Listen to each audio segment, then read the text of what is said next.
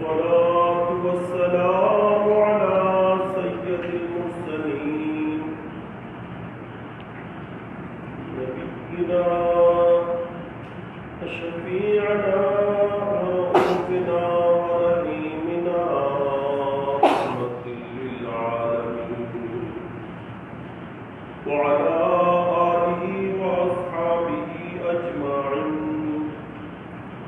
أما بعد فقد قال الله جل وعلا في شان حبيبه ورسوله مخبرا وآمرا: إن الله وملائكته يصلون على النبي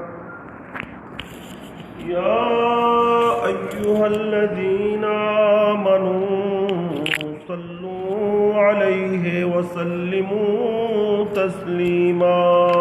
صلى الله على سيدنا محمد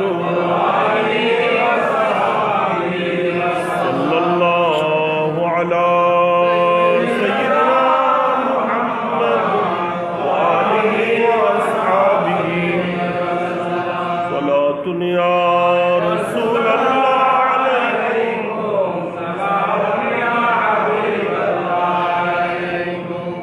صلى الله على نور کہ جو شد نورها پیدا زمین از حب او ساکن فلک در عشق او شیدا. صلاة یا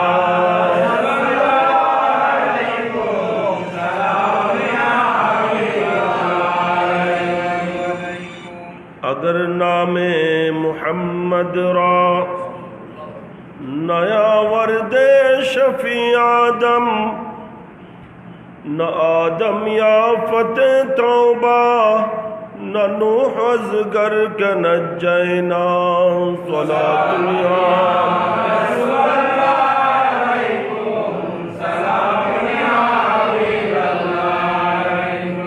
سر سین اشجامی علم نشرح لك برخا ز میرا جش چمی پرسی کہ سبحان الذی اسرا. صلاة یا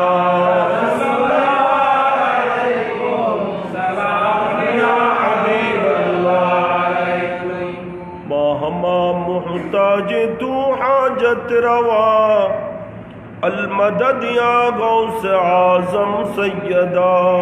صلاة یا رسول اللہ علیکم سلام یا حبیب اللہ. مشکلات بے عدد داری میں ماں شیئن للہ غوث اعظم پیر ماں. صلاة یا رسول اللہ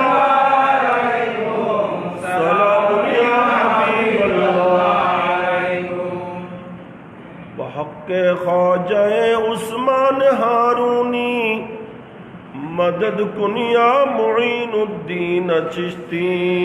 صلاة یا رسول اللہ علیکم سلام یا حبیب اللہ علیکم.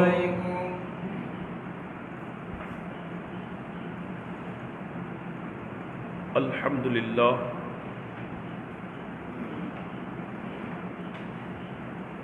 پروردگار عالم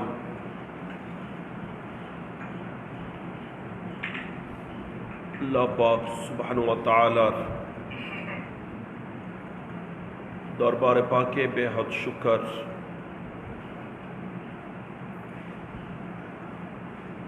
আরবি বছরের একাদশ মাস পবিত্র জুলকাদা, যেটাকে আমরা জিলকদ বলি, এই যেটা শাহরে হারাম, যেটা হজের মাস, এই নূরানি চাঁদের নূরানি সময়ে, যেটা হজের মৌসুম, এটা এমন একটা মুহূর্ত যখন সারা বিশ্বের আনাচে কানাচে থেকে অগণিত অসংখ্য বান্দা বন্দিনী আল্লাহ এবং রসুলের প্রেম মায়া মহব্বত সব কিছুর ঊর্ধ্বে স্থান দিয়ে জীবনের সমস্ত কিছুর মায়া ত্যাগ করে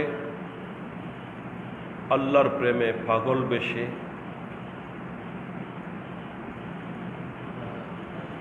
এহরামের কাপড় পরিধান করে লব্বাইকের স্লোগান দিয়ে দলে দলে আল্লাহর ঘরে হাজির হয়েছে, হচ্ছে, হওয়ার অপেক্ষায় আছে। সেরকম একটা শুভ মুহূর্তে আল্লাহ পাক সুবহানাহু ওয়া তাআলা আমাদেরকে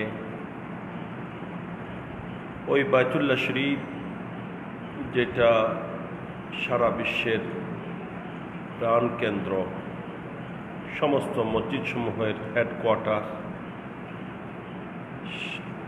সেই খানায় কাবারই একটা শাখা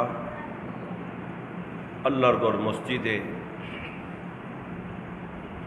যেটা আল্লাহর একজন মহান ওলির নামে প্রতিষ্ঠিত হযরত হুসেন শাহ রহমতুল্লাহ আলাই জামে মসজিদে আশিকান মুস্তাফা সাল্লাল্লাহু আলাইহি ওয়াসাল্লামের উদ্যোগে আয়োজিত এই নুরানি মাহফিলে রব্বুল আলামিন আমাদেরকে আল্লাহ এবং রসুলের প্রেম মহব্বত নিয়ে হাজির উপস্থিত হওয়ার তৌফিক দান করেছেন। প্রত্যেকেই শুকরিয়া আদায়ে উচ্চস্বরে বলি আলহামদুলিল্লাহ। এর সাথে আমি উপস্থিত সম্মানিত উলামায়ে কেরাম, বিশেষত ভাটিয়ারি তুফর আলী সারাং জামে মসজিদের সুযোগ্য পেশ ইমাম ও খতিব মুকররম আজিজ গ্রাमी হযরতুল হাজ মৌলানা মোহাম্মদ নিজামুদ্দিন আনোয়ারি জিদ ইলমুহু ওয়া শরফু অত্তর মসজিদের সুযোগ্য পেশ ইমাম সাহেব এবং আপনাদের সকলের শুকরিয়া আদায় করছি। মহান প্রভু আল্লাহ পাক সুবহানাহু ওয়া তাআলা যেভাবে দয়া করে আমাদেরকে আল্লাহর ঘরে আসার, আল্লাহর প্রিয়দের দেওয়া তরতিব মোতাবিক আল্লাহকে বিভিন্নভাবে স্মরণ করার তৌফিক দান করেছেন, মেহেরবানি করে যেন আল্লাহ পাক সুবহানাহু ওয়া তাআলা এই পবিত্র মুহূর্তের উসিলায়, পবিত্র মাসের উসিলায়, হজের উসিলায়, হাজিদের উসিলায়, হারমানে শরীফানের সদকা মাকামাত মুকদ্দাসার উসিলায় যেন আল্লাহ পাক আমাদের সকলের হাজিরিকে কবুল করেন। আমাদের পক্ষ থেকে যা আয়োজন ইন্তজামকে যেন আল্লাহ কবুল করেন। ব্রাদান ইসলাম, পবিত্র কোরআনে পাকে আল্লাহ তাআলা ডিক্লার করেছেন, এই কথা জগৎকে জানিয়ে দিয়েছেন যে আসমান ও জমিনের সৃষ্টি থেকেই বৎসরের গণনা 12 মাসে হয়। 12 মাসে যে বৎসর, এটা কোরআনের ঘোষণা। ইন্না ইদ্দাতাশ শুহুরি ইনদাল্লাহি 12 শাহরান ফি কিতাবিল্লাহি ইয়াওমা খালাকাল্লাহুস সামাওয়াতি ওয়াল আরদ মিনহা আরবাআতুন হুরুম। আল্লাহ তাআলা বলছেন, আসমান ও জমিনের সৃষ্টি হওয়া থেকে বৎসর 12 মাসে হবে, হচ্ছে। সে 12 মাসের মধ্যে আমি আল্লাহ পাক সুবহানাহু ওয়া তাআলা ঘোষণা দিচ্ছি 4টা মাস হারাম মাস। সুবহানাল্লাহ। ফালা তাজলিমু ফিহিন্না আনফুসাকুম। আল্লাহ তাআলা বলছেন, সে 4টা মাস, এই 4টা মাসে তোমরা বিশেষভাবে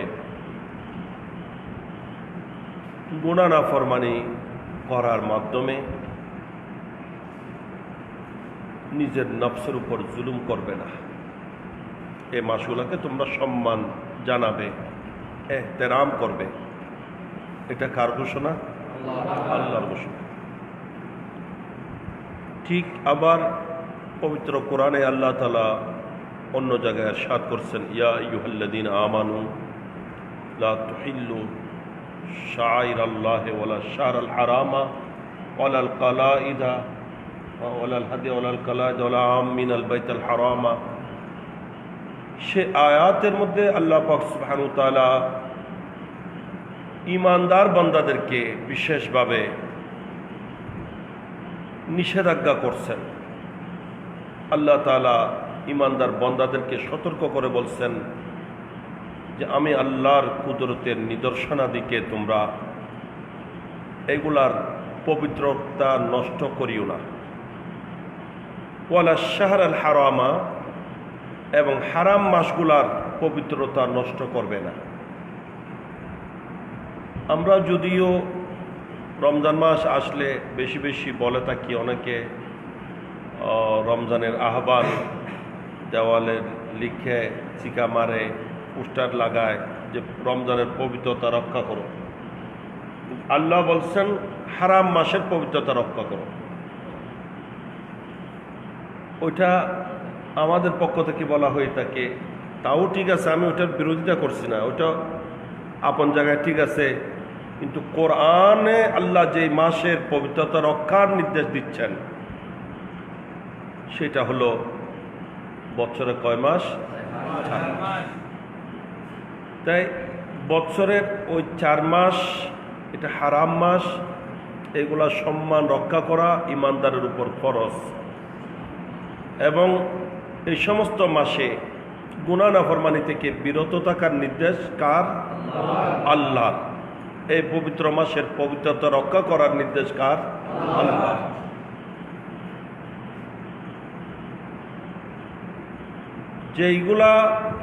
যে সমস্ত হারাম মাস শুধু ইসলাম আসার পর, আমাদের প্রিয় নবীর শুভাগমনের পর হারাম মাস হয়েছে নয়। রমজান মাস সম্মানী হয়েছে আমার নবী আগমনের পর, কোরআন নাজিল হওয়ার পর।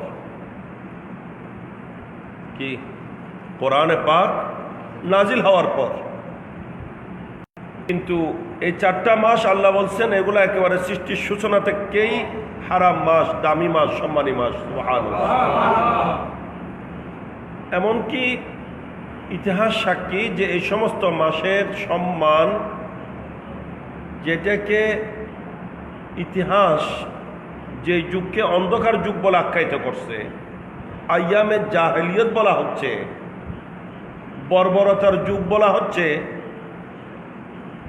যে সময়ে হালাল হারাম, জায়েজ না জায়েজ, বৈধ অবৈধ এগুলার কোনো পার্থক্য ছিল না, বরং জুলুম, অত্যাচার, অন্যায়, অবিচার, খুন খারাপি, যাবতীয় অপকর্ম করা, সুদ ঘুষ মদ শরাব পান করা, জেনা ব্যভিচার করা, নাউজুবিল্লাহ, এগুলা গর্বের বিষয় ছিল।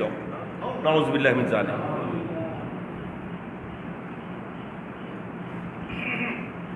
খাইনুকা বাজারে বাৎসরিক মেলা হতো, সে মেলার মধ্যে অপকর্ম যে বেশি করেছে এক বছরে তাকে পুরস্কৃত করা হতো। নাউজুবিল্লাহ মিন যালিক। অপকর্মের বর্ণনা, অপকর্ম করে সেগুলার বয়ান দিত যে আমি এই এক বছরে এতজন খুন করেছি, এতজন মহিলার সম্মানহানি করেছি। নাউজুবিল্লাহ মিন যালিক। অপকর্ম কি কি করেছে না করেছে এগুলার বর্ণনা দিত।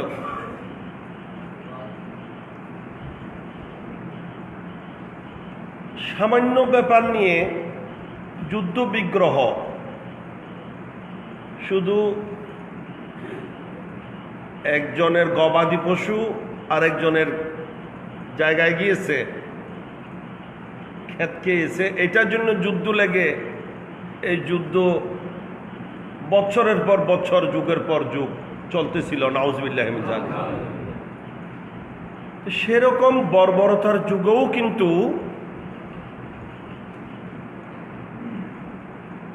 এই মাসগুলার সম্মান ছিল,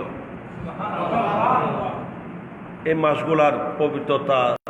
জাহেলি যুগের আইয়ামে জাহেলিয়তের ওই মানুষগুলা, তারাও এই মাসগুলার সম্মান রক্ষা করত। এমনকি বর্ণনায় আসছে যে কোনো মানুষ তার বাবার খুনি, তার বাবাকে যে খুন করেছে, খুনের বদলা খুন, এটার প্রতিশোধ নেবে, সেটার জন্য এইভাবে দৃঢ় প্রতিজ্ঞা করেছে যে শপথ করেছে, আমি যতক্ষণ আমার বাবার খুনিকে খুন করতে পারবো না ততক্ষণ গোসল করব না,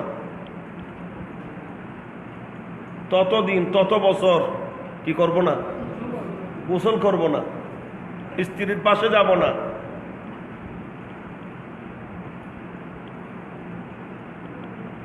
গায়ের কোনো কিছু খাটাখাটি করব না, এরকম জঘন্যতম শপথ করে বসেছে। কোলা তরবারি নিয়ে তাকে খুঁজতেছে, যেখানে পাবে সেখানে তার উপর হামলা চালাবে। পুরা বৎসর তাকে খুঁজতেছে, পাচ্ছে না, কিন্তু দেখা যাচ্ছে জিলকত চাঁদ এসেছে, তখন সে তার সামনে, কিন্তু তার দিকে চোখ তুলেও তাকায় না, চোখ তুলেও তাকায় না। তখন বলতেছে যে তোমার জন্য গুম হারাম করেছি, তোমার জন্য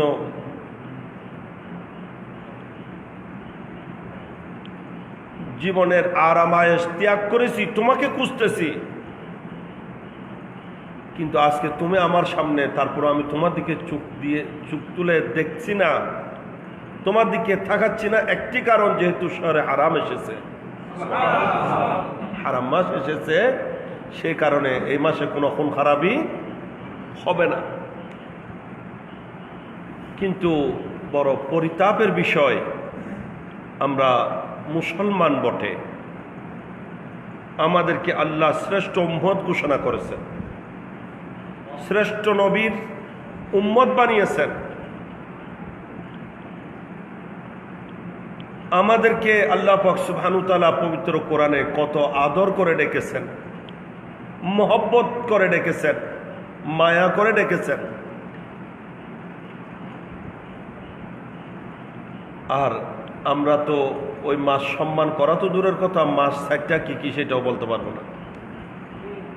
4টা মাস কি কি সেটাও বলতে পারবো না। নাউজুবিল্লাহি মিন যালিক। অথচ এগুলা জানা ফরজ, এগুলা জানা ফরজ। তো কোরআন ঘোষণা দিচ্ছে বছরে 4টা মাস হারাম মাস।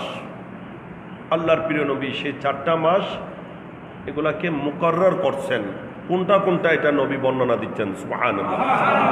পবিত্র বুখারী শরীফের মধ্যে হাদিস আসছে, আল্লাহ নবী ইরশাদ করছেন যে সালাসাতু মুতাওয়ালিয়া, 4টা মাসের মধ্যে 3টা লাগাতার একসাথে।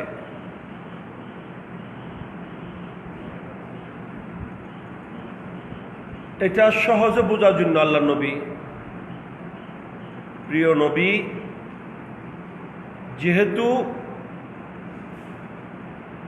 উম্মতের সবাই একই সমঝদার হবে না, একই ধরনের জ্ঞান বিবেক বুদ্ধি সবার মধ্যে থাকবে না, সবার বুঝশক্তি এক সমান নয়, হবে না।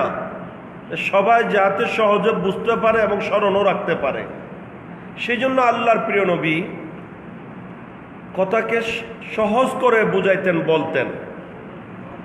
এবং এইটাই হলো একজন সত্যিকার জ্ঞানীর পরিচয়।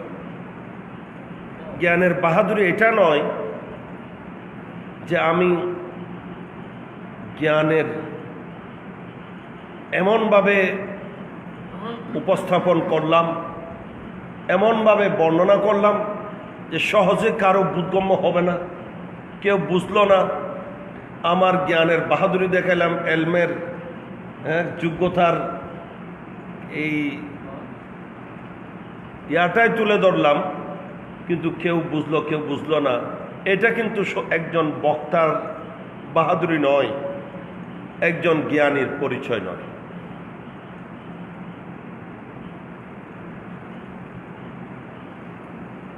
আমার শ্রদ্ধেয় পীর ও মুর্শিদ আব্বাজান কিবলা আঞ্জুমান আশকান মুস্তাফা সাল্লাল্লাহু আলাইহি ওয়াসাল্লাম বাংলাদেশের মহান প্রতিষ্ঠাতা আমিনে মিল্লাত ফকিয়ে বাঙ্গাল আল্লামা শাহ সুফি মুফতি কাজী মোহাম্মদ আমিনুল ইসলাম হাশমি সাহেব কিবলা রহমতুল্লাহ আলাই কত উঁচু মানের আলেম ছিলেন, ফকিহ ছিলেন, জ্ঞানী ছিলেন। কিন্তু উনি যখন সর্বসাধারণের সামনে বয়ান করতেন, এমনভাবে এই কথা উপস্থাপন করতেন যাতে একজন ছোট বাচ্চাও সহজে বুঝে নিতে পারে। একেবারে জটিল বিষয়টাকেও এত সহজে বলতেন। এটা আমি বলছি না, আমি ওনার ছেলে হিসেবে ওনার বয়ান করছি তা নয়, এটা বর্তমান পরবর্তীতে সকলের মন্তব্য সেটাই। অনেক স্কুল কলেজের ছাত্ররাও বলে, আমাদের অ্যাডভোকেট আনোয়ার সাহেবের ছেলে ডাক্তার হয়েছে একজন, সেও বলে যে আমাদের কাছে জিনিসটা এত আশ্চর্য লাগতো যে আসলে জিনিসটা কঠিন, কোরআন হাদিসের বয়ান, কিন্তু উনি এটাকে এইভাবে বলতেন যেন একটা সাধারণ বিষয়, মানে বুঝার কোনো সমস্যা নাই, একেবারে সহজ থেকে সহজ করে উনি বুঝাই দিতেন। এবং বর্ণনাগুলা মানুষের সাধারণ পাবলিক বুঝে সেই ধরনের ভাবে বর্ণনা করতেন, ওখানে এলমি বাহাদুরি দেখাইতেন না উনি। এগুলা শুনে হয়তো মনে হতো যেন ওনার কাছে কোরআন হাদিসের এত আয়াত বা এত এবারত এগুলা যেন উনি জানেন না, নাউজুবিল্লাহ, বা ওনার কাছে যেন এলমে এই ধরনের গভীরতা নাই। আসলে কিন্তু এটা নয়, এটা হচ্ছে উনি উপস্থিত ব্যক্তিবর্গের, উপস্থিত শ্রোতাদের দিকে লক্ষ্য করে সেভাবে উপস্থাপন করতেন। হ্যাঁ, যখন যোগ্য আলেম মজলিসে থাকতেন তখনই দেখা যেত ওনার এলমি গভীরতা, জ্ঞানের গভীরতা, তখন সেইভাবে বয়ান করতেন। সুবহানাল্লাহ।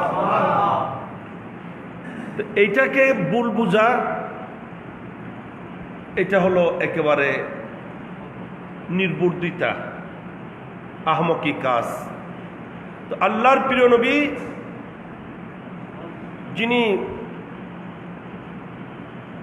মুআল্লিমে কায়নাত, কুল কায়নাতের যিনি শিক্ষক বনে, মুআল্লিম বনে, উস্তাদ বনে জগতে শোভাগমন করেছেন, সারা বিশ্ব জাহানকে শিখানোর জন্য যিনি এসেছেন।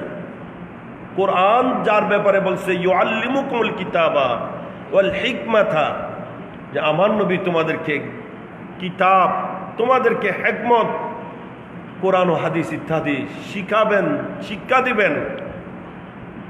সে প্রিয় নবী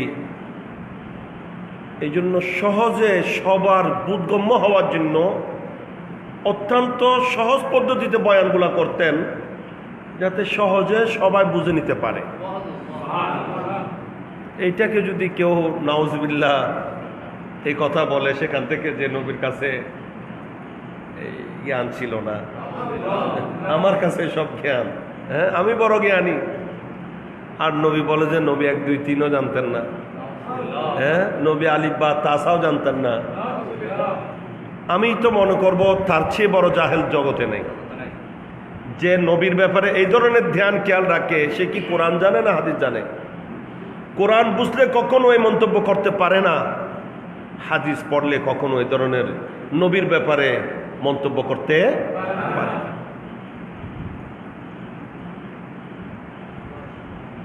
আল্লাহ নবী ওখানে দলিল দিয়েছে এগুলা, নাউজুবিল্লাহ, যে আল্লাহ নবী 33 বোঝানোর জন্য বলছেন যে এইভাবে এভাবে 3 বার। এটা তো সহজে সবাই বোঝার জন্য। নবী বলতেছেন 30 বোঝানোর জন্য যে এইভাবে এইভাবে 3 বার। এইটা তো যাতে কারো বুঝতে সমস্যা না হয়, সবাই সহজে সমানভাবে যাতে বুঝে নিতে পারে, এটা তো নবীর জ্ঞানের গভীরতা। এটা বোঝানোর সবচেয়ে বড় উত্তম পদ্ধতি। এটা আমার নবীর জ্ঞানের মধ্যে শ্রেষ্ঠত্বের একটা প্রমাণ। আমি এখানে আসলাম মাহফিলে, আমি ক্লাসের মধ্যে যেভাবে ছাত্রদেরকে পড়াই, যেভাবে আলোচনা ওখানে হয়ে থাকে, সে আলোচনাগুলো এখানে করলে কোনো লাভ হবে? কোনো ফায়দা হবে? আর এখানে আপনাদেরকে যেভাবে বুঝাচ্ছি ওইভাবে যদি আমি ক্লাসে বুঝাইতে যাই তাও হবে না। ক্লাসে যখন গেছি, ক্লাসেরটা আপনাদের কাছে এসেছি, তখন এখানকার মাহফিলের অবস্থা অনুসারে বয়ান করতে হবে। এটা হচ্ছে সত্যিকার জ্ঞানীর পরিচয়, না? আর সব জায়গায় যদি একে হয়ে যায় তাহলে এটা জ্ঞানীর পরিচয় কখনো হবে না।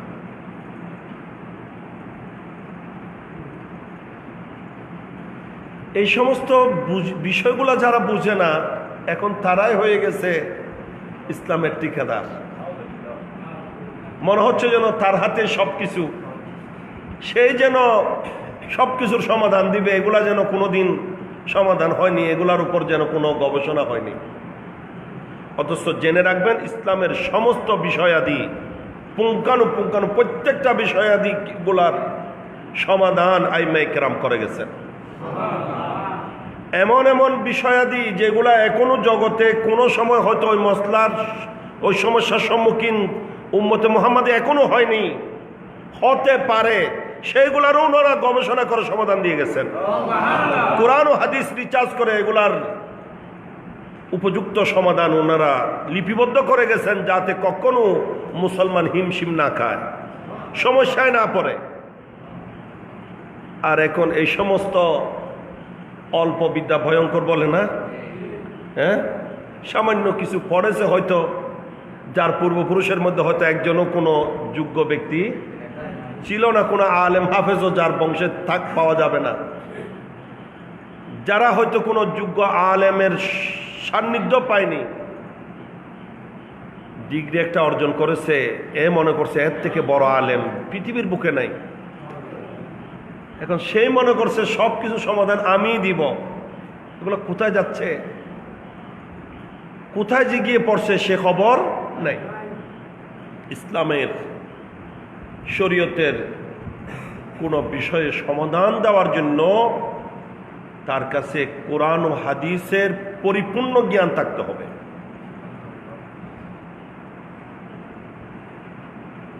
আল্লাহর নবীর দু একটা হাদিস শরীফ জেনে সেই দিকগুলা দিয়ে সমাধান দেওয়া যাবে না। কেন? নবীর হাদিস কি দু একটার মধ্যে সীমাবদ্ধ নাকি? বুখারী শরীফের হাদিস দিয়ে কি সমাধান দেওয়া যাবে? কারণ বুখারী শরীফের মধ্যে কি নবীর হাদিস সীমাবদ্ধ? জি। সিহাহ সিত্তার হাদিস দিয়ে কি সমাধান দেওয়া যাবে? সিহাহ সিত্তার মধ্যে হাদিস সীমাবদ্ধ নয়, এর বাইরেও অসংখ্য অগণিত হাদিস গ্রন্থ রয়েছে, এবং যেগুলা সহিহ হওয়ার উপর পরীক্ষা করা হয়েছে।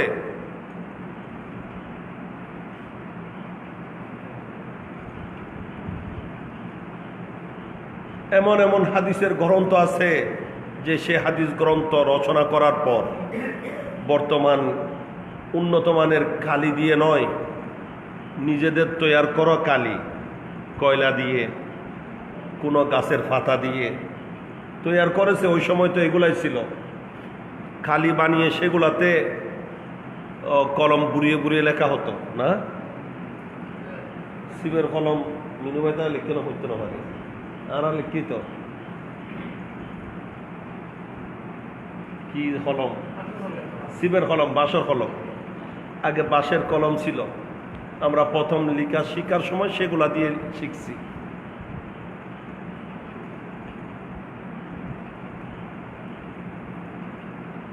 এরও আগের কথা বলছি, যে সময় এই কলমগুলো আবিষ্কার, বলফেন আবিষ্কার হয়েছে কয় বছর হবে?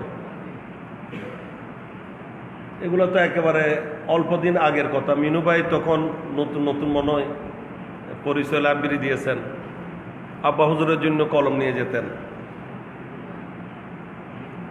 ইনি প্রায় সময় কলম হাদিয়া নিয়ে যেতেন বাবার জন্য। তো আমার মনে হয় সেই সময় বলফেন আসতেছে, যে এগুলা বেশি দেরির কথা নয়, আগে কালির কলম থাকতো। তো সেই কালির কলম দিয়ে লিখেছেন কিতাব, হাদিসের কিতাব। সেই কিতাব লিখে কাবা শরীফের ছাদের উপর ওই কিতাব রেখে দিয়েছেন, খোলা আকাশের নিচে, যে আমার এই হাদিস গ্রন্থ, নবীর হাদিসগুলাকে আমি যে এই কিতাবে লিপিবদ্ধ করেছি, এগুলা যদি সঠিক হয়ে থাকে, শুদ্ধ হয়ে থাকে, সহি হয়ে থাকে, বিশুদ্ধ হয়ে থাকে, তাহলে এটা হেফাজত থাকবে, কিছু হবে না। আর যদি অশুদ্ধ হয়, বিশুদ্ধ না হয়, তাহলে এগুলা বৃষ্টির পানিতে নষ্ট হয়ে যাবে, বাতাসে উড়িয়ে নিয়ে যাবে, কুয়াশায় ধ্বংস হয়ে যাবে, খালিগুলা মিটে যাবে। 1 বছর পর্যন্ত সেভাবে রেখে দিয়েছে। আর 1 বছর পর যখন ওই কাবা শরীফের ছাদের উপর থেকে ওই কিতাব নামানো হলো, দেখা যায় যেভাবে দেওয়া হয়েছিল সেভাবে রয়েছে, অক্ষত অবস্থায় হাদিসের কিতাব বিদ্যমান। প্রমাণ হয়ে গেল যে এটা পরীক্ষিত, এখানে কোনো রকমের অশুদ্ধ হাদিস নাই।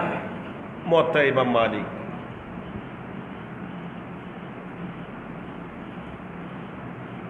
এমন এমন মুহাদ্দিসিনে কেরাম হাদিসের কিতাব রচনা করেছেন, রচনা করার পর এটাকে পানিতে ডুবিয়ে দিয়েছেন। কোথায়? ওই কালি, এই কালি না। এগুলো পানি ফেলেই সব শেষ, মুহূর্তে নিমিষে শেষ হয়ে যাবে। আর পানিতে ডুবিয়ে ওখান থেকে তোলা হয়েছে, দেখা যায় কোনো পাতা বীজও নাই, পানি স্পর্শ করে নাই। প্রত্যেকটা হাদিসের কিতাব, হাদিস শরীফ আপন আপন জায়গায় বিদ্যমান। সিহা সিত্তার মধ্যে কি হাদিস সীমাবদ্ধ নয়?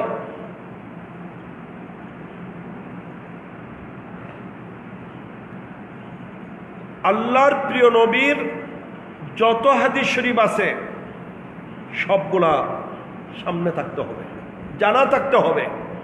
আমি এটাতে একরকম পেয়েছি, হয়তো আরেকটাতে আরেক রকম আছে।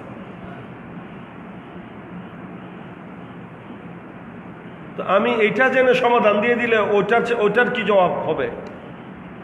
হয়তো আমি যেটা জানি এটা মনসুখ, মনসুখ মানে রহিত হয়ে গেছে। এটা পূর্বের হুকুম ছিল, পরবর্তীতে হুকুম চেঞ্জ করা হয়েছে। যেভাবে কোরআনের মধ্যে সমস্ত আয়াত নাসেখ না, সমস্ত আয়াত মনসুখ না, ওখানে কিছু আছে মনসুখ, কিছু আছে নাসেখ, কিছু আছে যেগুলোর হুকুম রহিত হয়ে গেছে। কোরআনের আয়াতের মধ্যে তো এমন এমন আয়াতও আছে যেগুলার তেলাওয়াতও মনসুখ হয়ে গেছে, হুকুমও মনসুখ হয়ে গেছে।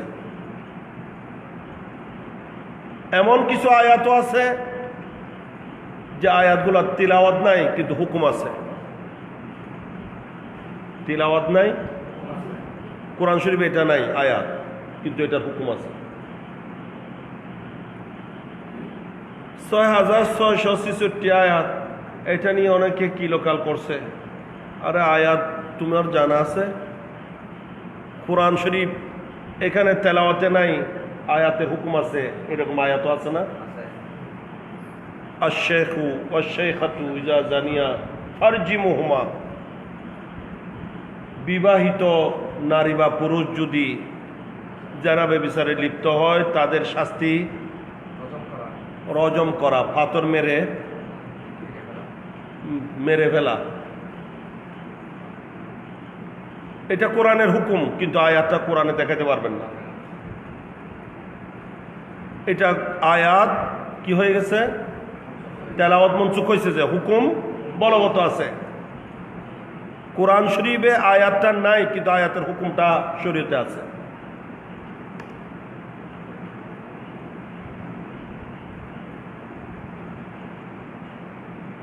বুখারী শরীফের 16 পারায় হাদিস শরীফ আসছে,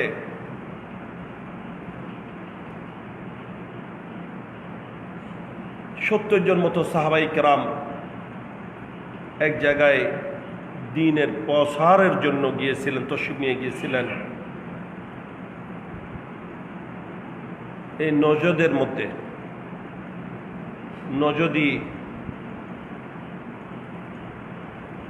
যেখান থেকে এই ওয়াহাবিজমের উৎপত্তি, যে নজদের জন্য প্রিয় নবী দোয়া করেন নাই, সে নজদের এক ব্যক্তি এসে নবীর কাছে ইসলাম প্রকাশ করল এবং বলল যে দিন ধর্ম সম্পর্কে ভালো ওয়াকিফাল, ভালো জানে বুঝে এরকম একজন ব্যক্তি, এইরকম কিছু ব্যক্তি দেন যারা আমার কবিলাকে, আমার পুত্রকে ইসলামের প্রচার করবে, ইসলাম বুঝাবে, দিন ধর্ম প্রসার করবে, দাওয়াত দিবে। তখন আল্লাহর নবী সাহাবাই কারামের মধ্য থেকে 70 জন সাহাবী, যাদেরকে কুররা বলা হতো। কি বলা হতো? কুররা। কুররা মানে কারির বহুবচন কুররা, যারা খুব বেশি বেশি কোরআন জানতেন, উপযুক্ত জ্ঞানী 70 জন সাহাবাই কেরাম। এদের বর্ণনা আছে যারা রাত ব্যাপী সারা রাত আল্লাহর ইবাদতে থাকতেন, সারাদিন শরীয়তের মাসলা মাসাইল, দিন ধর্মের আলোচনা করতেন, এই জ্ঞান আহরণ করতেন। এরকম 70 জন সাহাবীকে আল্লাহ নবী দিয়েছিলেন।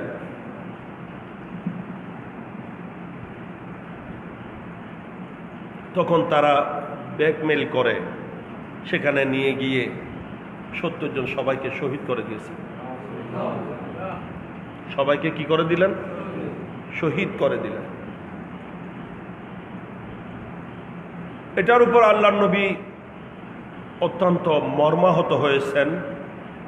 পুরো 1 মাস পর্যন্ত ফজরের নামাজে আল্লাহর নবী কুনুতে নাজেলা পড়েছেন।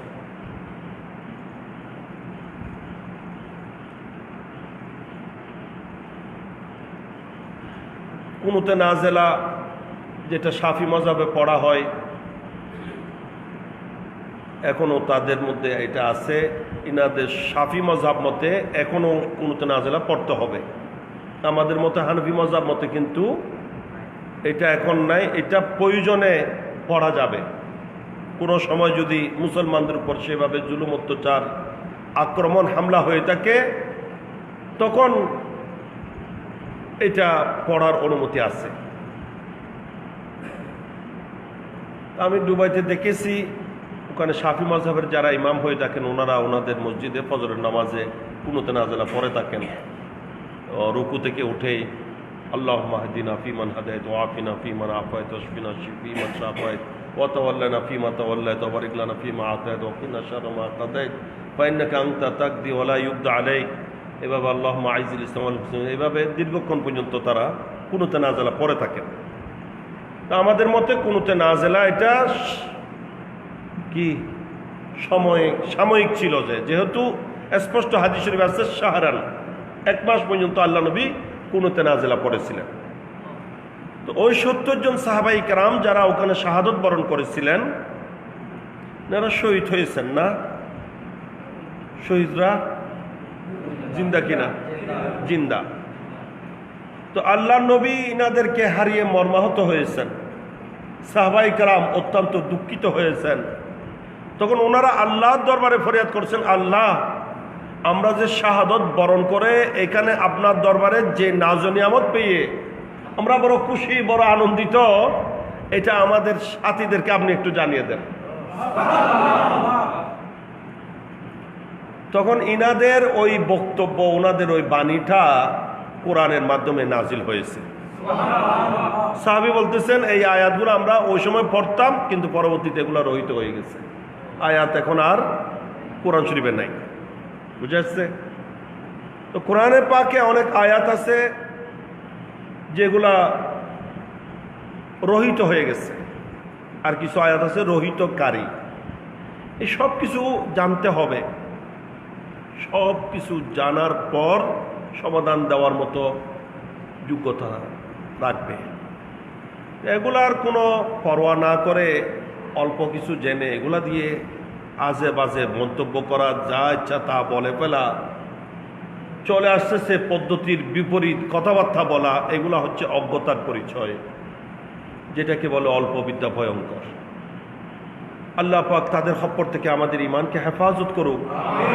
তো ব্রাদার ইসলাম, আল্লাহ নবী ওই 4 মাস শাহরে হারামকে বোঝানোর জন্য সহজ পদ্ধতি গ্রহণ করেছেন। নবী বলছেন 3টা মাস লাগাতার, 3টা মাস লাগাতার। এই লাগাতার যে 3টা মাস বলছেন সেটা শুরু জিলকদ থেকে, জিলকদ, জিলহজ, মুহররম। যদিও মুহররম এটা পরের বছর না, কিন্তু নবী ওই লাগাতার বোঝানোর জন্য, সহজে মনে রাখার জন্য, সুযোগ হওয়ার জন্য এইভাবে বলছেন জিলকদ, জিলহজ, মুহররম, এই 3টা মাস লাগাতার হারাম মাস। আর রজব মুদার, আর একটা মাস রজব মাস।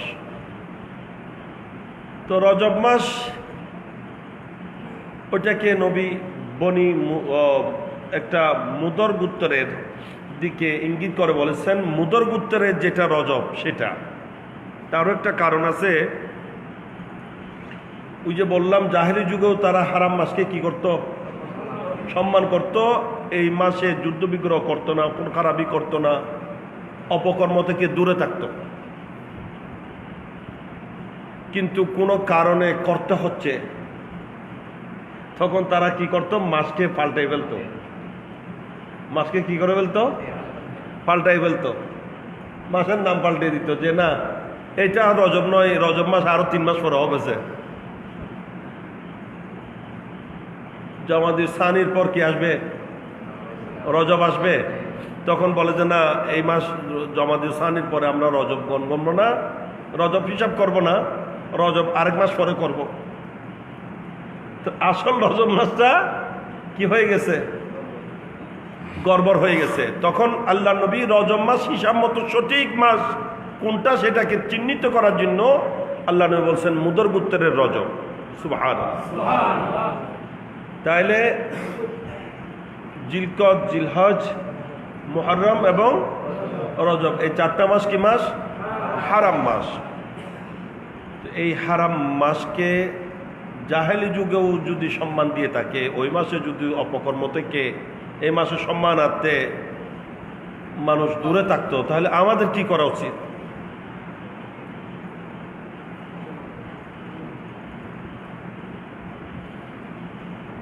অথচ আমাদের কাছে শাওয়াল মাস আর জিলকদ মাসের কোনো পার্থক্য নেই। শাওয়াল মাস যেরকম, জিলকদ মাসও সেরকম। কিন্তু কোরআন ও হাদিস মতে শাওয়াল মাস আর জিলকদ মাসের মধ্যে বিরাট ব্যবধান হওয়া উচিত, হতে হবে, পার্থক্য থাকতে হবে। যে জিলকদ মাস যখন এসেছে, ইমানদার পরিপূর্ণ শুদ্ধ হয়ে যাবে, সমস্ত গুনাহ নাফরমানি অপকর্ম ত্যাগ করবে, পরিহার করবে এই মাসের সম্মানার্থে। সুবহানাল্লাহ।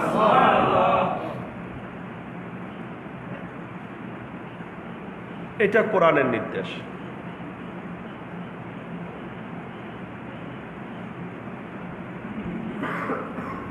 আল্লাহ পাক সুবহানাহু ওয়া তাআলা কোরআনে পাকে ঘোষণা দিচ্ছেন, ফামাল্লাম ইয়াজলিম ফিহিন্না ফাকাদ বালাগা রুশদা।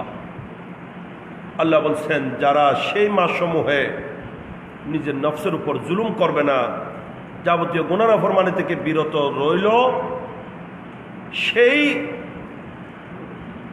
কামিয়াবিতে পৌঁছেছে, সেই সফল কাম লাভ করেছে, সফলতা অর্জন করেছে। সুবহানাল্লাহ।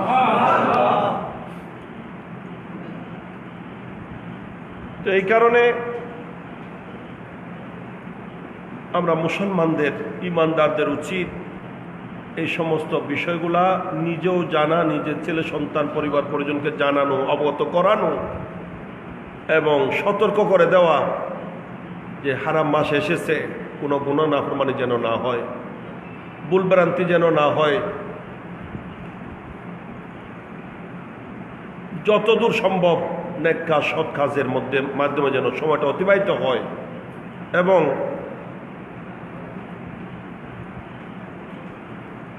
এই মাসকে সম্মান জানানোর জন্য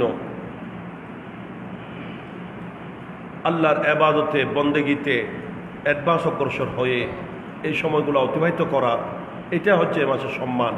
আল্লাহ পাক সেভাবে নিজেদেরকে, নিজেদের পরিবার পরিজনকে শুধরানোর তৌফিক আমাদের সবাইকে নসিব করুন।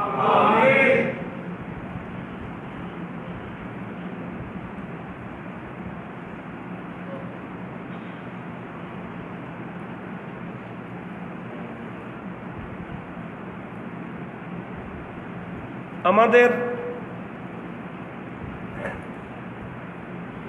মধ্যে অনেক ভুল বিষয়গুলা, অনেক এরকম কাজ আমরা করে থাকি, এটা জঘন্যতম অপরাধ, কবিরা গুনাহ, কিন্তু আমরা এটাকে সগীরা গুনাহ মনে করি না। এরকম কিছু বিষয় আছে। আমি আলোচনা দীর্ঘ করব না, সংক্ষেপ করতে যাচ্ছি, সেই জন্য দু একটা কথা বলে আমার কথা এতে ইতি টানব। এই বলতে গেলে কথা অনেক বেড়ে যাবে, তো কাটছিট করে বলতে হচ্ছে, তো অল্প কথায় বলে শেষ করব। তোর মধ্যে একটা বিষয় যেটা খুব বেশি বেশি চোখে লাগে, চোখে বাজে, বিশেষ করে বর্ষাকালে এই সমস্যাটা বেশি হয়। মানুষ দেখা যায় অনেক বয়স্ক মুরব্বী পর্যন্ত মুখে দাড়িও আছে, মাথায় টুপিও আছে, কিন্তু দেখা যায় রাস্তায় যখন চলে, বৃষ্টি হচ্ছে সেই জন্য কাপড় তুলতে তুলতে সতরের উপরে তুলে ফেলছে। এই দৃশ্যটা খুব বেশি বেশি চোখে পড়ে। আর অনেক তো আছে আল্লাহর রহমতে, নাউজবিল্লাহ, এই কাপড় খেসে বাঁধছে যে সতরের উপরে, অনেকে গুস মারে ফেলে, গুস মারে হয় জানা ফেলে, গুস মারছে যে এটা আর খুলবে না।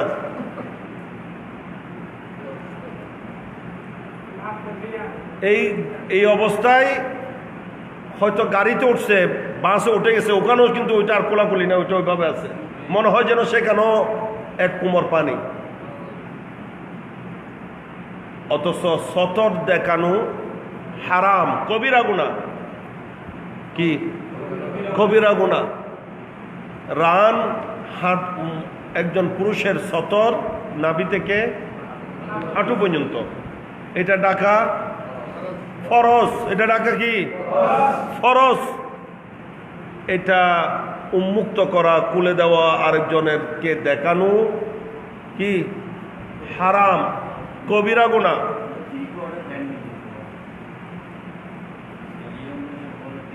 না, এখন তো মুসলমানের ছেলে আর হিন্দু ছেলের মধ্যে কোনো পার্থক্য নাই।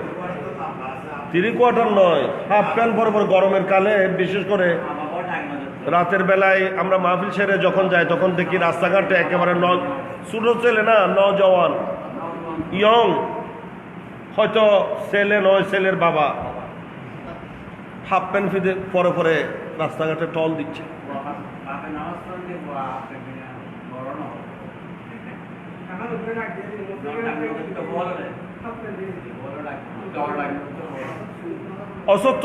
অথচ সতর ডাকা ফরজ, সতর খোলা হারাম, কবিরা গুনাহ, তওবা লাজিম।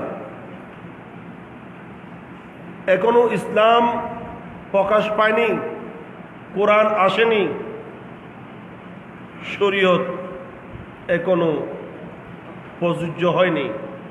আল্লাহ নবী এখনো ছোট, নবী এখনো ছোট।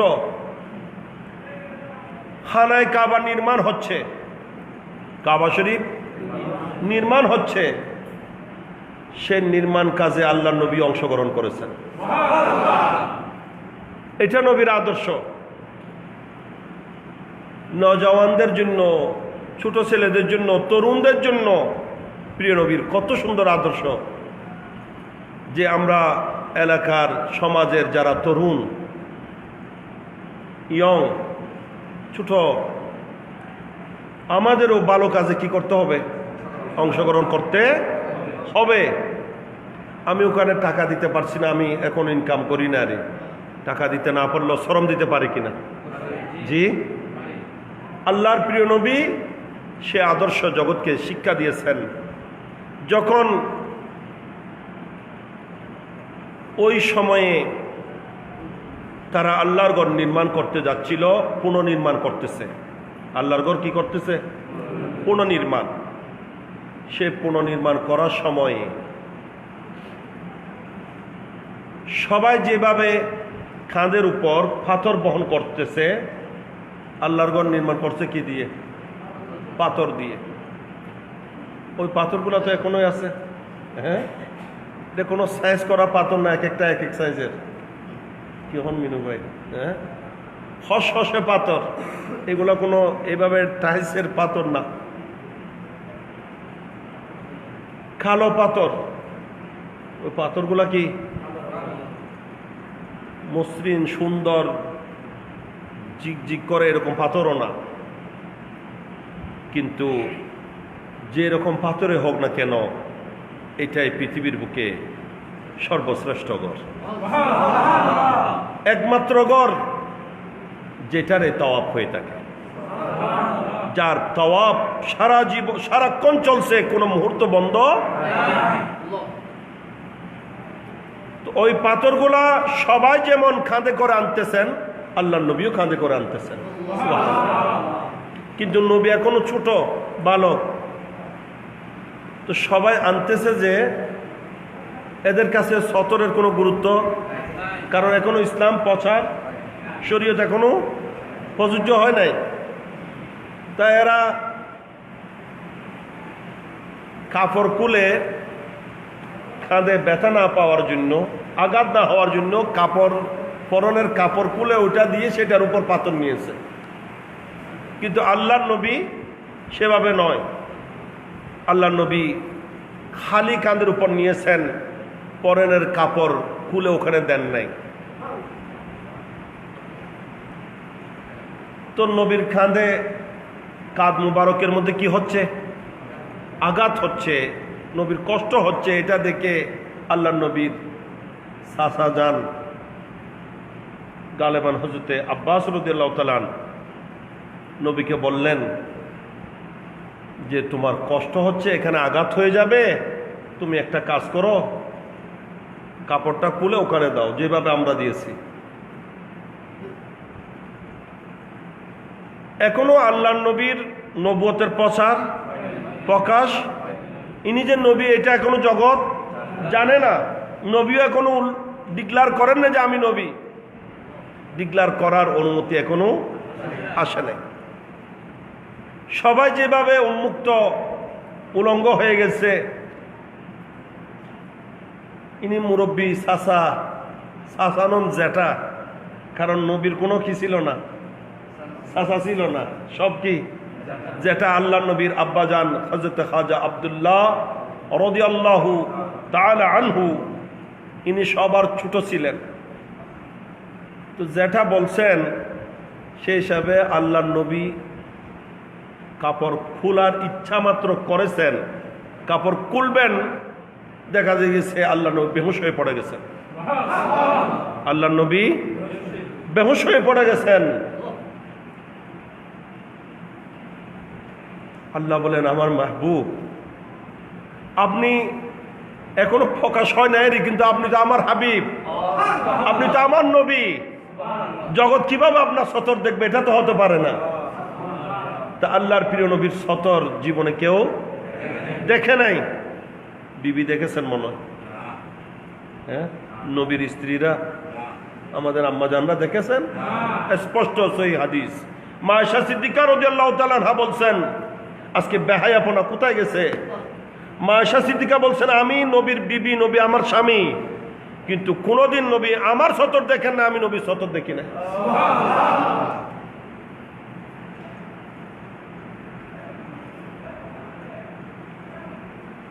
আর এখন আমরা হায়াও করছি না যে আমার সতরের কাপড় কোথায় তুলছি। নাউজুবিল্লাহ, এমনও দেখা যায় আল্লাহ আল্লাহ চোখ বন্ধ করেও পারি না, কাপড় তুলতে তুলতে যা আছে সব দেখে দেয়। নাউজুবিল্লাহ মিন যালিক। খিরে, সামান্য বৃষ্টির পানি পড়লে কাপড় ভিজবে, জেরি নাপাক হবে নাকি? আচ্ছা, যদি ভিজে নাপাকও হয়ে যায়, পাক করার ব্যবস্থা নাই? কাপড় ভিজলে এইটা বড় হবে নাকি এই এই কবিরা গুনাহ হচ্ছে, এই মারাত্মক অপরাধের জন্য জাহান্নামে গিয়ে জ্বললে সেটা মারাত্মক হবে। হ্যাঁ, কোনটা বড় হবে? সামান্য কাপড় ভিজা এটা বড়, নাকি এটার জন্য জাহান্নামে যাওয়া এটা বড়? জেনে রাখবেন, আল্লাহ তাআলা একটা সগীরা গুনার জন্য যদি 1000 বছর শাস্তি দিতে ইচ্ছা করেন দিতে পারেন। পারেন কিনা? আমাদের সামান্য অপরাধের জন্য আল্লাহ ইচ্ছা করলে 1000 বছর, হাজার বছর জাহান্নামে শাস্তি দিতে।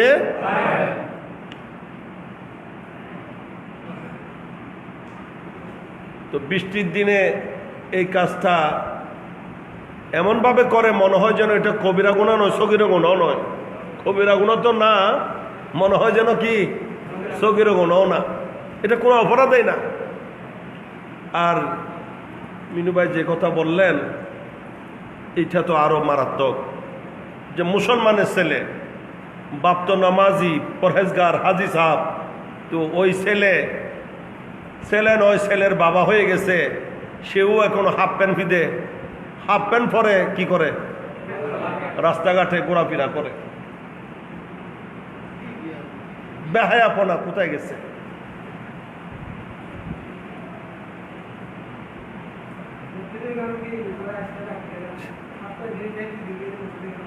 জেনে রাখবেন, একজন আরেকজনের সতর দেখলে এটার কারণে নহস লাগে। আপনি শুধু নিজে ক্ষতিগ্রস্ত হচ্ছেন না, আরেকজনকে ক্ষতিগ্রস্ত করতেছেন। একজন আরেকজনের সতর দেখলে 7 দিন পর্যন্ত নাকি নহস থাকে। সেই জন্য আমি মুয়াত্তা ইমাম মালিকের মধ্যে একটা হাদিস শরীফ পেয়েছি, যেটা হযরতে ইমাম আলী মাকাম ইমাম হাসান মুজতাবা রাদিয়াল্লাহু তাআলা আনহু থেকে বর্ণিত। উনি বলছেন, যদি সম্ভব হয়, এটা তো বর্তমানে আমাদের জন্য একেবারে অসম্ভব, ইনি বলছেন যদি সম্ভব হয় নিজের মুহরেম এবং নিজের পরিবার অর্থাৎ বিবি ছাড়া আর কোনো মহিলার সুখের উপরও যেন তোমার নজর না পড়ে। কোনো মহিলার চুলের উপর, চুলে যেন তোমার কি না পড়ে, নজর না পড়ে। এখন কি এটা সম্ভব? চুল তো মনে হয় চুল ঢাকা এটা অপরাধ, মহিলারা মাথা ঢাকা এটা যেন অপরাধ। লা হাওলা ওয়ালা কুওয়াতা ইল্লা বিল্লাহ। এইটাই যদি আমাদের অবস্থা হয়ে থাকে, শান্তি কোত্থেকে আসবে? আজকে মুসলমান, বিশ্বব্যাপী মুসলমান নির্যাতিত, কোথাও মুসলমানের শান্তি নাই। সে ইন্ডিয়াতে দেখেন, ভারতে যারা এমনি ধর্ম নিরপেক্ষতার বুলি উড়ায়, কিভাবে মুসলমানদেরকে সেখানে নির্যাতন করা হচ্ছে, জুলুম অত্যাচার করা হচ্ছে। বার্মা, মিয়ানমার ওগুলো তো আছে, নতুন করে এখানে করা হচ্ছে, বিভিন্ন জায়গায় করা হচ্ছে।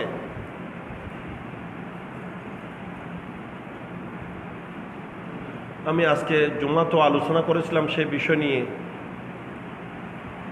যে মুসলমানের জন্য যারা বলবে, মুসলমানের পক্ষে যারা কথা বলবে, মুসলমানের স্বার্থে যারা লড়বে, এরা তো মুসলমানের বিরুদ্ধে অবস্থা নেই, এরা তো ইহুদি নসরার পক্ষে কাজ করছে। এমনকি জাতিসংঘের মহাসচিব উনি জিজ্ঞাসা করতে চাচ্ছেন, উনি জানতে চাচ্ছেন যে সৌদি আরব কি মুসলমানের পক্ষে না বিপক্ষে? সৌদি আরবের বাদশাহ ইনি কি মুসলমানের পক্ষে নাকি বিপক্ষে? ইনি কি মুসলমানের লাভ চান না ক্ষতি চান? আজকে সেই সৌদি আরব আল্লাহর দেওয়া সম্পদ, ইমানদারদের মুসলমানদেরকে দেওয়া সম্পদ, সেই তেল, অকটেন পেট্রোল, এগুলা বিক্রি করে আজ সারা বিশ্ব থেকে লক্ষ লক্ষ হাজি হজ করতে যাচ্ছে, লক্ষ লক্ষ বন্দা উমরা করতে যাচ্ছে। সে হজের ইনকাম, উমরার ইনকাম, এই টাকাগুলা দিয়ে মুসলমান মারতেছে, ইয়েমনে হামলা করছে, অথচ ইয়েমন একটা গরিব রাষ্ট্র মুসলমানদের মধ্যে, মুসলিম রাষ্ট্রসমূহের মধ্যে খুব গরিব রাষ্ট্র, দীর্ঘদিন পর্যন্ত সেখানে বোমা হামলা করে যাচ্ছে। সিরিয়ার মধ্যে হামলা করছে, কাতারের উপর অবরোধ করে রাখছে, ইরাককে হামলা করার সুযোগ সৃষ্টি করে দিয়ে তছনছ করেছে, এখন ইরানে হামলা করার পায়তারা করতেছে।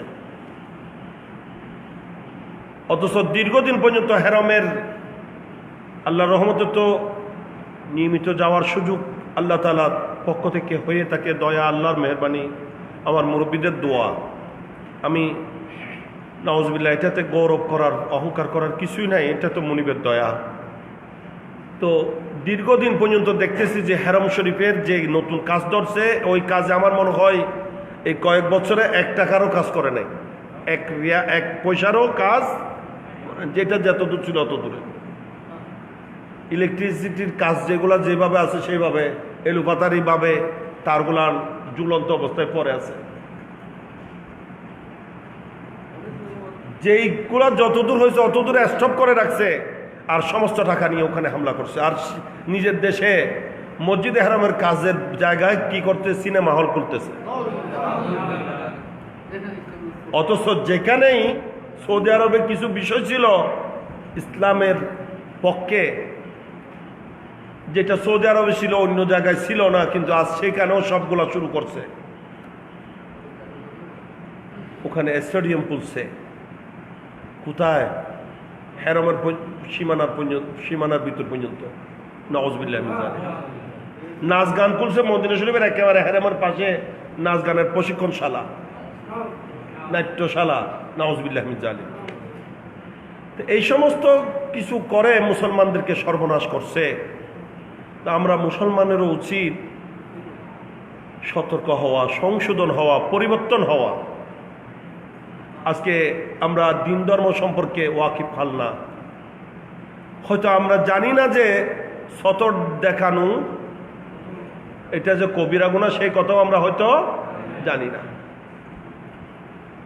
এই সমস্ত বিষয়াদিগুলার ব্যাপারে যেন আমরা সচেতন হই, সজাগ হই। আল্লাহ তৌফিক দান করুন।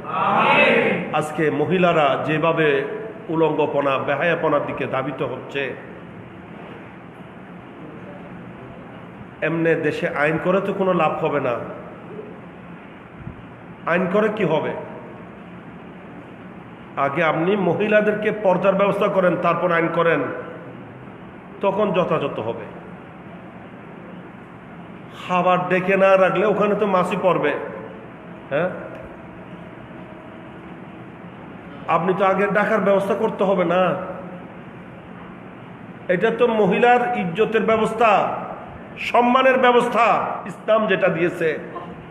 আজ মহিলাদের কি পজিশন ছিল, মুসলমানদের কি অবস্থা ছিল, সেখান থেকে উদ্ধার করে মহিলাদেরকে এই সম্মান ইজ্জত আল্লাহ নবী দিয়েছেন, দিন ইসলাম দিয়েছেন, ঠিক কিনা?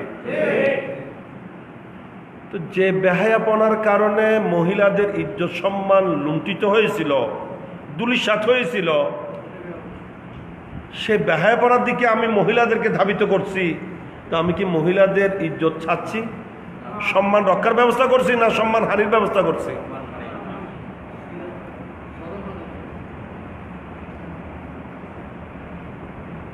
আল্লাহ পাক আমাদেরকে বোঝার তৌফিক দান করুন।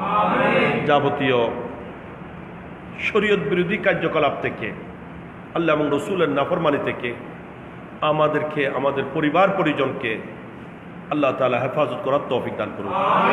আল্লাহ তাআলা বলছেন, ইয়া আইয়ুহাল্লাযীনা আমানু কু আনফুসাকুম ওয়া আহলিকুম নারা।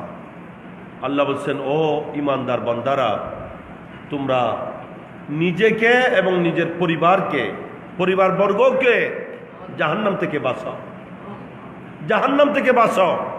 তাই শুধু আমি বাঁচবো, আর কিছু দরকার আমার নাই? হ্যাঁ,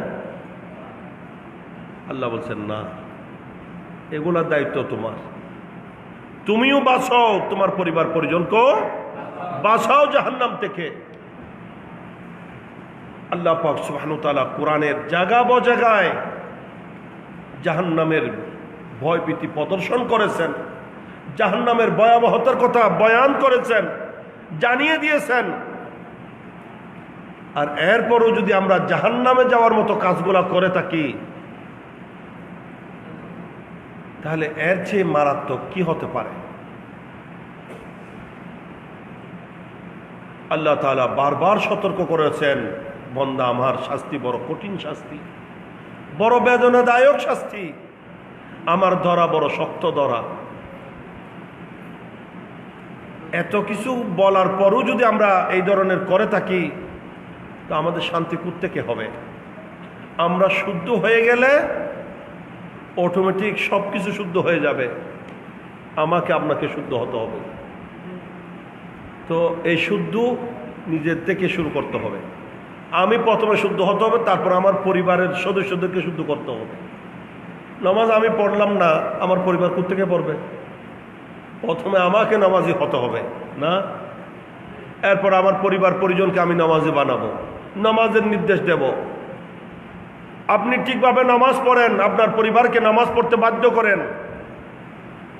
আপনার পরিবারের প্রত্যেকটা সদস্য নামাজ পড়ার বয়স যাদের হয়েছে, সবাই যখন ফজরের রক্তে উঠে অজু করে যায় নামাজে দাঁড়িয়ে যাবে, সেই ঘরে কি কোনো অশান্তি আসতে পারে? ওই ঘরে আল্লাহর রহমতের ধার খুলে যাবে। অহরহ বৃষ্টির মধ্যেও বেশি অবিরাম বৃষ্টির মতো সেখানে রহমত নাজিল হতে থাকবে। ঠিক কিনা? আমরা কি এখন সেই অবস্থানে আছি? মুসলমান ফ্যামিলি, মুসলমানের ঘর, কিন্তু দিনের 8টা পর্যন্ত সেই ঘরের বাইরেও লাইট জ্বলতেছে। লাইটগুলোও বন্ধ করার কেউ নাই। তো সেইটা মুসলমানের ঘর না মুসলমানের ঘর? একজন বিধর্মীর ঘর যেরকম, একজন মুসলমানের পরিবারও সেরকম, মুসলমানের ঘরও সেরকম। অথচ নবী বলছেন মুসলমান আর মুসলমানের পার্থক্য, কাফের আর মুমিনের পার্থক্য নামাজ। একজন ইমানদার, একজন মুমিনের ঘর, সেটা ফজরের রক্ত যখন হয়েছে, সেই ঘরে সবাই জাগ্রত হয়ে গেছে। যে মুহূর্তে আল্লাহর রহমতের দরজাগুলা খুলে দিয়ে থাকেন, আল্লাহর রহমত নিয়ে, আল্লাহর পক্ষ থেকে রিজিক নিয়ে রহমতের ফেরেশতারা নাজিল হয়ে থাকেন, আর সেই মুহূর্তে ইমানদার বান্দারা সপরিবারে জাগ্রত হয়ে যখন নামাজের মুসল্লায় দাঁড়িয়ে গেছে, পুরুষরা মসজিদে জামাতে সে কাতারে দাঁড়িয়ে গেছে, তাদের উপর আল্লাহর রহমত, আল্লাহর পক্ষ থেকে বরকত, রিজিক অবিরাম নাজিল হতে থাকে। আর যে ঘরে নাজিল তো হয়েছে, ফেরেশতা তো এসেছে রহমত নিয়ে, কিন্তু সেই ঘরে তো তালা মারা, সবাই তো বিছানায় ঘুমিয়ে আছে, রহমত কোত্থেকে পাবে?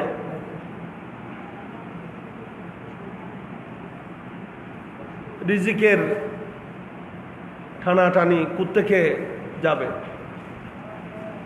ওই ফেরেশতারা কি বলেন, আল্লাহ আমি তো রহমত নিয়ে আপনার পক্ষ থেকে এসেছি, যাকে দিব সে তো ঘুম, কাকে দিব? ঘরের দরওয়াজা তো লক, বন্ধ, আল্লাহ এগুলা কোথায় নিয়ে যাব? তখন আল্লাহ বলেন সেগুলো সমুদ্রে ফেলে দাও, পাহাড়ে যাও। কোথায় নিয়ে যাও? পাহাড়ে নিয়ে যাও, পাহাড় পর্বতে সমুদ্রে এগুলা ফেলো, দিয়ে আসো। এই জন্য ওখানে রহমত। হ্যাঁ,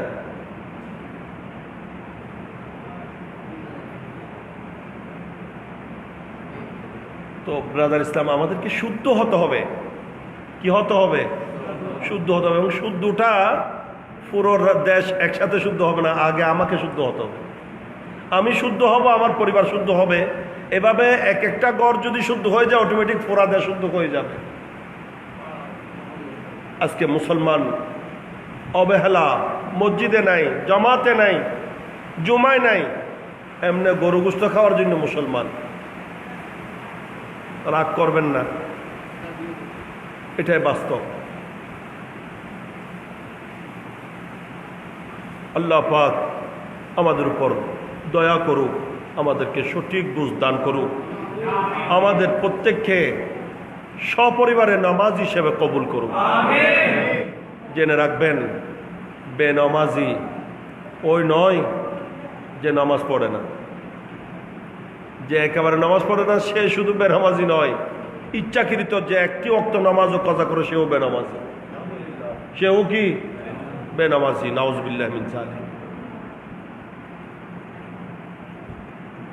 এই জন্য নামাজ শুধু আমি পড়ব গায়ে গায়ে তা নয়, আমার পরিবারকেও নামাজি বানাইতে হবে এবং আল্লাহর দরবারে ফরিয়াদ করতে হবে, আল্লাহ আমাকেও নামাজি বানাও, আমার পরিবারকেও নামাজি বানাও, আমার বংশ পরস্পরায় যেন নামাজি হয়, সে ফরিয়াদ আল্লাহর দরবারে করতে হবে। যেটা সাইয়েদনা ইব্রাহিম খলিলুল্লাহ আলাইহিস সালাম আল্লাহর দরবারে ফরিয়াদ করেছেন, আর এই ফরিয়াদটা আল্লাহ গেজেট আকারে কোরআনে বয়ান করেছেন। এটা আল্লাহর দরবারে ইব্রাহিম আলাইহিস সালাম ফরিয়াদটা করেছিলেন, দোয়াটা করেছিলেন। এটা আল্লাহ এত দূরে তো ইব্রাহিম আলাইহিস সালামের সময় চলে গেছিল, এটা না আমরা তো জানতাম না কি দোয়া করেছিলেন। তো আল্লাহ বলেন, না, কিয়ামত পর্যন্ত ইমানদারদেরকে আমি আদর্শ শিখিয়ে দিচ্ছি যে আমার ইব্রাহিম কি সুন্দরভাবে আমার কাছে দোয়া করেছেন, তোমরা দেখো, তোমরাও সেই দোয়া করো।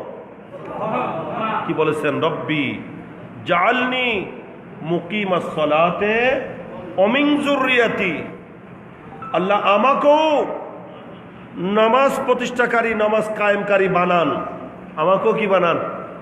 রব্বি জাআলনি মুকিমাস সালাহ ওয়া মিন যুররিয়াতি, আল্লাহ আমার বংশ পরস্পরায় যেন সবাই নামাজি হয়, নামাজ প্রতিষ্ঠাকারী হয়।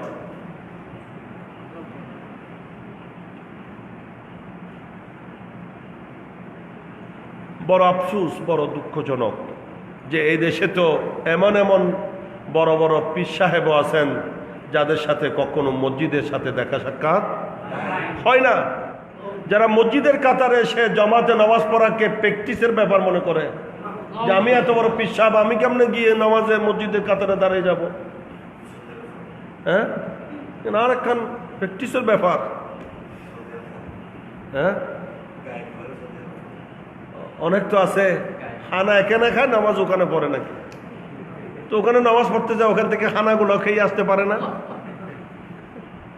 নাউজুবিল্লাহ মিন যালিক, লা হাওলা ওয়ালা কুওয়াতা ইল্লা বিল্লাহ। জেনে রাখবেন, বেনামাজি পীর, পীর নয় শয়তান। কি নয়?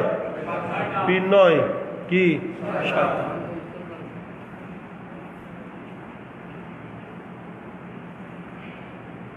এই চাঁদে হুজুর তাজুশরী আল্লামা আখতার রেজা আজহারি সৈয়দি সনদি মুর্শিদি রহমতুল্লাহ আলাইহির উরসে পাক গত পরশু হয়েছে 2 দিন ব্যাপী দরবার শরীফে।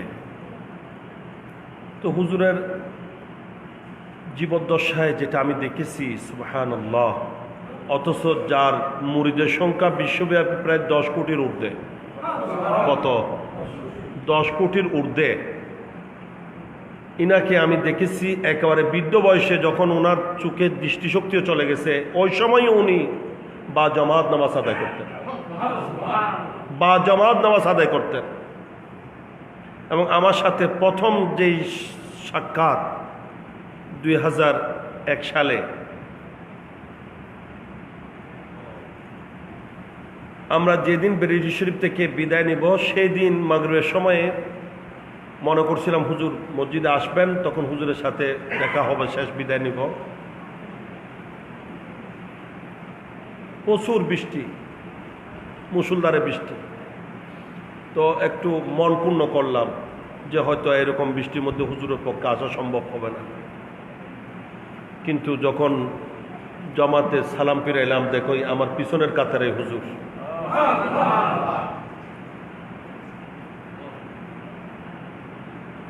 কিন্তু নাউজুবিল্লাহ, আমাদের দেশে এমন এমনও পীর আছে যাদের লক্ষ লক্ষ মুরিদ, হয়তো জুমা কোথায় পড়ে কেউ জানে না, এদেরকে কোনোদিন মসজিদে দেখা যায় নাই। এরাও বড় বাবা, এরাও কি বড় বড় বাবা, মামা, বাজি। নাউজুবিল্লাহ মিন যালিক। খবরদার, সাবধান, সে পীর নয়, সত্যিকার পীর ওই বান্দা হতে পারে যার কাছে বেনামাজি গেল নামাজি হয়ে যায়। আর যার কাছে যাওয়ার কারণে নামাজ পড়তে পারে নাই, সে পীর নয়, সে শয়তান। সে কি? আল্লাহ পাক সুবহানাহু ওয়া তাআলা আমাদেরকে সতর্ক হওয়ার তৌফিক দান করুন। আমরা এখন শয়তানও চিনি না, পীরও চিনি না। সিজদা তো সে আল্লাহকে করে না, আর আল্লাহর বন্দাদেরকে দিয়ে নিজেকে সিজদা করায়। আল্লাহর বন্দাদেরকে দিয়ে নিজেকে সিজদা করায়। হাত এনে বসে থাকে যে দলে দলে আসো আমাকে সিজদা করো, নাউজুবিল্লাহ। মুখে দাঁড়িয়েও রাখে না। আর আমরাও এমন হয়ে গেছি মুসলমান, কাকে সিজদা করছি, কেন করছি, একবারের জন্য চিন্তা করছি না।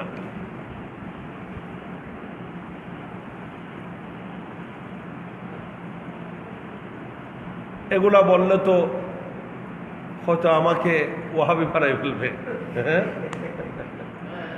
তবে সত্য কথা, এগুলা বললেই সমস্যা, তো সমস্যার আমি পরোয়াও করি না। এগুলা বলার কারণে আমার বিরুদ্ধে অনেকে আছে আমি জানি, কিন্তু এদের বিরোধিতার কোনো পরোয়া আমি করি না। আমি বলি তোমরা নয়, পুরা জগতের মানুষও যদি নারাজ হয় আমার কোনো অসুবিধা নাই। আল্লাহ যদি রাজি হয়, আমার মুনির যদি আমার উপর সন্তুষ্ট হন, এটা আমার জন্য যথেষ্ট। আর পুরা জগতের মানুষ সন্তুষ্ট হয়ে গেল, আল্লাহ নারাজ, কি লাভ হবে? তো ব্রাদার ইসলাম, প্রথমে আমাকে আপনাকে শুদ্ধ হতে হবে, আমার পরিবারকে শুদ্ধ করতে হবে। তখন অটোমেটিক অশান্তি দূর হয়ে যাবে, শান্তিতে পুরো সমাজ, পুরা এলাকা, পুরা ঘর, পুরা পরিবার ভরপুর হয়ে যাবে। আল্লাহ পাক বুঝার আমল করার তৌফিক দান করুন। বিসমিল্লাহির রহমানির রহিম। মা আরসালনাকা ইল্লা